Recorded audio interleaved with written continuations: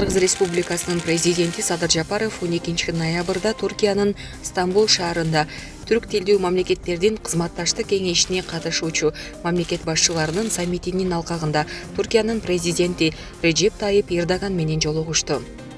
Мамлекет башчылары саясий, соода-экономикалык жана маданий гуманитардык чөйрөлөрдө кызматташууну чыңдоонун актуалдуу маселелерин талкуулашты.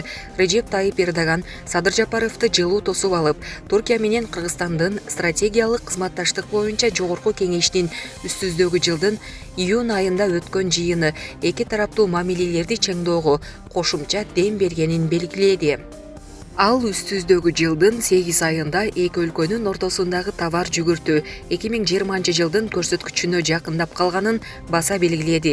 Режеп Тайип Эрдоган өз ара сооданын көлөмүн 1 миллиард АКШ долларына жеткирүүгө үмүт артарын билдирди.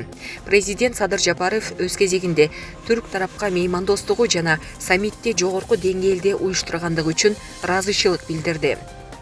Ал быйылкы жылы эки мамлекеттин ортосунда дипломатиялык мамилелердин орногонуна 30 жыл толуп жатканын эске салып, соода-экономикалык, маданий-гуманитардык жана башка тармактарда эки тараптуу өз ара пайдалуу кызматташууну бекемдөөгө ишеним билдирди. Садыр Жапаров буга чейин жетишилген макулдашууларды ишке ашырууга, анын ичинде Кыргыз-Түрк инвестициялык фондун түзүүгө өзгөчө көңүл бурду.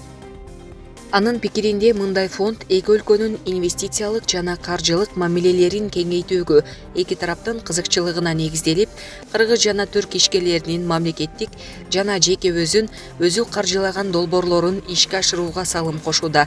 Кыргызстан менен Туркиянын лидерлери бардык актуалдуу багыттарда биргелешкен кызматташтыкты өнүктүрүүгө өз ара даяр экендиктерин билдиришти.